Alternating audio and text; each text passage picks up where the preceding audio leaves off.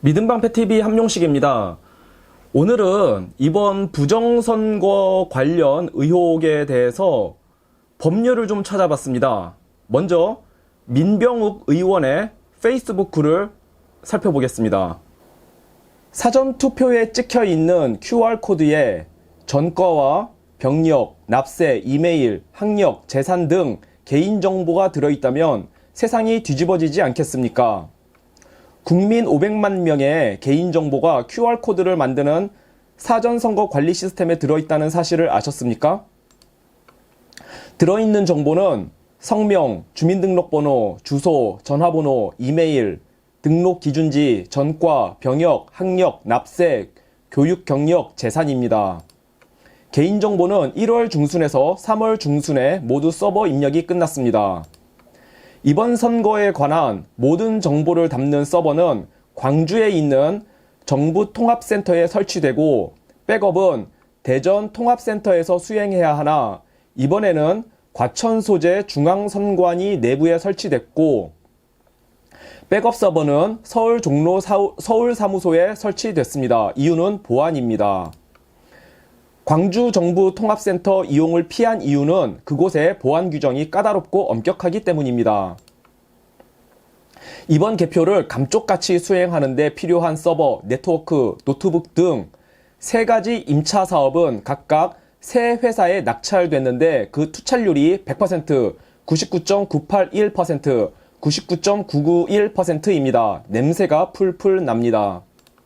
선거 장비는 인터넷선이 아닌 업무용 전용선을 사용하도록 규정되어 있으나 이번 선거에는 전용선을 까는 별도의 사업이 없었습니다. 인터넷선을 이용했거나 무선통신을 사용했다는 증거입니다. 보안 규정 위반입니다. 화웨이는 이번 선거 유무선 통신장비 구매 및 무선통신망 구축 사업에 유무선 통신장비 700대를 제작해 사전투표소에 제공했습니다. 이 정보를 담은 서버는 4월 30일까지 디가우저로 지우거나 드릴로 구멍을 찍어서 모든 정보에 포렌식이 불가능하도록 계약되어 있습니다. 이 모든 정보가 사라지도록 되어 있다는 말입니다. 이틀 뒤면 모든 증거가 사라집니다. 재판부에 신속한 결정을 촉구합니다. 전국 개표소 노트북이 중앙 서버에서 NTP 프로그램을 내려받도록 되어 있다는 게 이번 개표를 둘러싼 의혹을 풀 열쇠. 이때 악의적인 프로그램이 묻어들어와 그 누구라도 상수를 집어넣어 전국 개표 결과를 조작할 수 있게 된 겁니다. 방금 인천지법에서 제 투표함에 대한 보전 결정이 났습니다. 제가 요구한 훼손 금지 대상물 가운데 컴퓨터와 프로그램, 통신기, 서버 등은 제외됐습니다. 유감입니다. 항고하겠습니다. 이 소식을 전파해 주십시오. 자, 여기서 QR코드 관련된 부분은 가로 세로 연구소에서 워낙 자세하게 설명하고 있기 때문에 그 부분은 생략하고요. 오늘 제가 설명드릴 부분은 일단은 투찰률에 대해서 좀 말씀드리고 싶습니다. 이번 선거 투표 개표 작업을 하는 데 있어서 전산 장비가 크게 3가지가 있다 그래요. 그 민병욱 의원에 의하면 서버, 네트워크, 그리고 노트북 이렇게 3개 분야가 있는데 이 3개 분야에 대해서 3개의 회사가 들어와서 입찰을 했는데 이 3개 회사의 투찰률, 그러니까 이 낙찰이 된 이 3개 회사의 투찰률, 이 3개 회사의 투찰률이 하나는 100%, 또 하나는 99.98%, 나머지 하나는 99.99%가 나왔다는 것입니다. 자, 여러분들 중에 정부 조달 상품에 입찰 들어가 본 사람들은 다 알 거예요. 이거는 완전한 사기라는 거. 어떻게 투찰률이 100%, 99.9%가 나오냐 이거예요. 제가 이 투찰률에 대해서 좀 설명을 해드릴게요. 이 투찰률이라는 거는 정부에서 어떤 물품을 구매하기 위해서 입찰 신청을 받죠. 그래서 이제 많은 업체들이 그 입찰에 신청을 합니다. 그런데 투찰률이라는 건 뭐냐면은 정부에서 예상한 가격이 있어요. 그러니까 정부에서 미리 원가를 한번 계산을 해보고 가격을 뭐 한 1억, 1억이라고 계산을 대충 1억 정도 나오겠다. 예상 가격이 요 정도로 계산을 해놔요. 미리. 이거는 정부의 예상 가격이고 정부만 아는 거예요. 다른 업체들이 이 가격을 알면 안 되죠. 그런데 입찰에 참여한 업체의 투찰률이라는 건 뭐냐면은 가령 어떤 업체가 터무니없는 가격으로 입찰을 한 겁니다. 5천만 원을 내걸고 입찰을 한 거예요. 이럴 때 투찰률이 50%라 그래요. 1억에 50%, 5천만 원이니까. 자, 이런 식으로 입찰이 들어오면은 다른 건전한 기업들이 있는데 이 기업들이 이런 입찰에서 제대로 경쟁 한번 못하고 소외될 거 아닙니까? 이런 걸 방지하기 위해서 투찰률이라는 걸 만든 거예요. 어느 정도 이상 정부의 예상 가격에 가깝게 그래도 입찰 가격을 제시를 해야지 너무 낮은 가격으로 제시하면 안 되니까. 과거에 그런 일이 실제 있었어요. 우리나라 조달 상품에 외국 기업이 1원, 단돈 1원으로 입찰을 신청했거든요. 그래서 입찰이 됐어요. 근데 법원에서, 대한민국 법원에서 그거를 취소시켜버렸습니다. 그런 입찰은 불법이라고. 그때부터 투찰률이란 게 생긴 거예요. 그래서 가령 건설업체 같은 경우에 건설업체 투찰률이 아마 80%, 85%에서 88% 정도 될 겁니다. 그래서 정부 예상 가격이 1억이라면은 8,800만 원 이상 정도를 제시를 해야지 그 밑으로 제시하면은 안 된다. 이거는 다른 우량한 중소기업들이 그 입찰에 들어오는 것을 막는 행위가 되기 때문에 그러면 안 된다. 그때부터 투찰률이 생긴 겁니다. 그러니까 이번 선거에 선관위에서 입찰에서 이제 낙찰된 그 3개 회사 서버, 네트워크, 노트북 이 사람들의 투찰률이 100%, 99.9%라는 거는 이 3개 업체가 정부에서 예상한 가격을 어떻게 알 수 있냐 이거예요. 에? 이거는 이 선관위하고 이 3개 업체하고 다 짜고 친 거 아니냐 이런 의심이 들지 않습니까? 이거는요 공정거래위원회하고 감사원에서 바로 조사 들어가야 될 사안이에요. 마지막으로 반도체 설계 분야에 있어서 세계적 석학으로 알려진 사람이고요. 한국계 미국인입니다. 박사이기도 하고 공학 분야 박사이기도 하고 현재 실제 반도체 분야 업체를 운영하고 있는 경영자이기도 한데 벤자민 윌커슨이라는 사람인데 이분이 이봉규 TV에 나와서 했던 말, 그 영상을 보여드리도록 하겠습니다. 예. 그런데 다른 프로그램이 네. 원래 돌아갔던 프로그램 말고 네. 다른 프로그램이 그 데이터를 조작을 해버리면 네. 이게 여기서 헷갈려 버릴 수 있어요. 완전히 그렇게 속일 수도 있고 네. 속이려고 하면은 무궁무진해요. 이거 한두 가지로 속일 수가 있는 게 아니에요. 이게 근데 그러니까 프로그램 자체를 공개도 안 하고 인증도 안 받고 아무것도 안 하고 그냥 믿어주세요 하는 식으로 이번 사전선거 예, 개표 시스템. 아니 제가 예. 그 선관위까지 가서 따졌거든요. 예. 그 선관위까지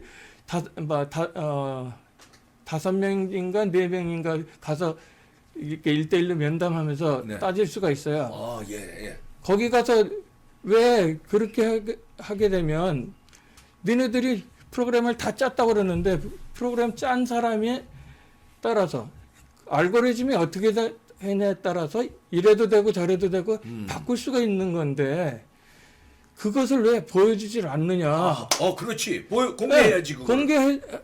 공개를 안 하는 거예요. 이거 참. 그리고는 무조건 믿어주세요만 하는 거예요. 그렇게 되면 양심이 좋은 사람이 쓰면 괜찮겠죠. 물론 그렇죠. 예. 근데 그것을 조금만 악한 마음을 들고 조작을 하겠다면 얼마든지 조작이 되는 거고요. 예. 그 다음에 또 한 가지 문제가 뭐냐면 이게 전에는 컴퓨터가 독립 컴퓨터가 있었는데 이제는 인터넷이 있어가지고 그렇죠. 사실 네트워킹을 네트워킹이죠. 해요. 예. 네트워킹을 해요. 그렇게 되면은 그 네트워크 하는데 그 헙이 있고 뭐 여러 가지 연결시켜 주는 것들이 있는데 예.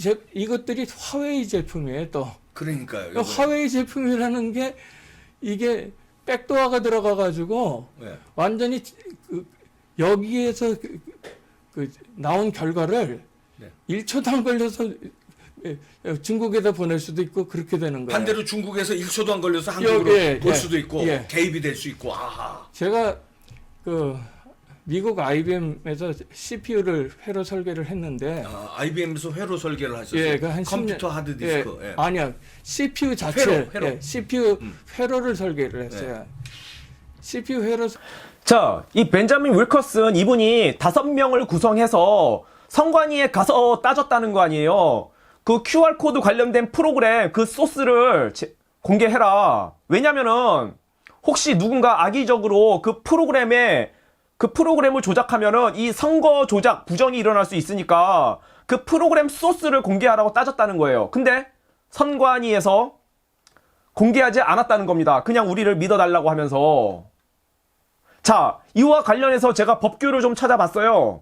공직선거법 278조 전산 조직에 의한 투표 개표 3항 개표 사무 관리의 전산화에 있어서 정당 또는 후보자별 득표수의 계산이 정확하고 투표 결과를 검증할 수 있어야 하며 정당 또는 후보자의 참관이 보장되어 있어야 한다.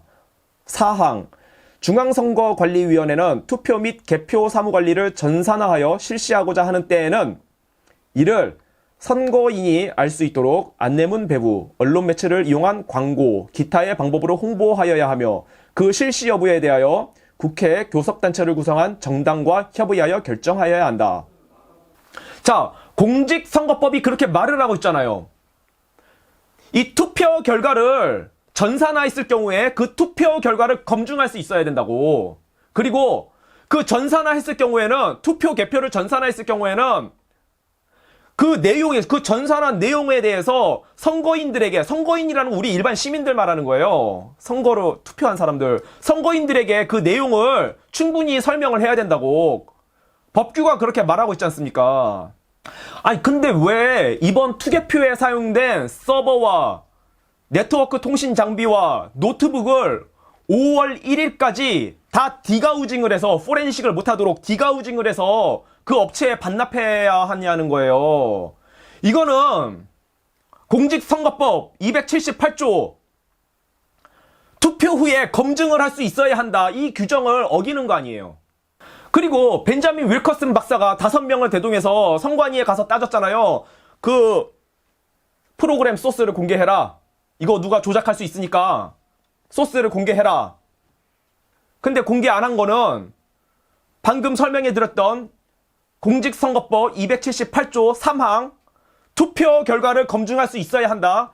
이거에는 당연히 위반이 되고, 또한 제4항 선거인들에게 그 전산화 관련 내용들을 충분히 설명해야 한다는 그 규정에도 위반될 수가 있다는 것입니다. 제가 이번 기회에 공직선거법을 한번 쭉 살펴봤어요. 근데 그 많은 선거법이 항목들이 그렇게 많은데 그 중에서 전자개표기에 대한 항목은 하나도 없었어요. 전자개표기에 대한 법규는 단 하나도 없었어요. 이게 말이 됩니까? 이렇게 우리나라 선거법이 허술해요. 도대체 국회의원들은 뭐 하는 놈들이냐 이거예요. 그 놈들은 세비를 월 1200만 원이나 넘게 받아 처먹는, 제가 새끼라는 욕이 나오려고 하다가, 그런 놈들이 도대체 이 가장 중요한, 민주주의에서 가장 중요한 선거법을 이렇게 허술하게 만들었냐 이거예요. 국회의원이란 놈들이. 자, 여기 공직선거법 선관위 캐치프레이즈를 보니까 아름다운 선거, 행복한 우리 동네. 참네. 아니, 뭐가 아름다운 선거고 행복한 우리 동네예요. 이거 사기 선거고 조작 선거 아닙니까? 아니, 왜 5월 1일까지 그 컴퓨터, 서버, 통신 장비들을 다 디가우징해서 반납해야 되냐는 거예요. 이거 공직선거법 278조 3항 투표 후에 그 결과를 검증할 수 있어야 된다. 이거를 명백히 위반하는 행위 아닙니까? 이거 반드시 법원에서 아니 뭐 투표용지하고 CCTV 그런 거 그건 당연히 증거보전 신청해야 되는 거고 이 서버하고 이 통신 장비하고 그 노트북 이거를 반드시 법원에서 증거보존 신청 받아들여야 됩니다. 이거 법원이 안 하면요. 그 선관위는 물론이고 이 법원 놈들도 자기네들의 법을 스스로 어긴 놈들이 되는 겁니다.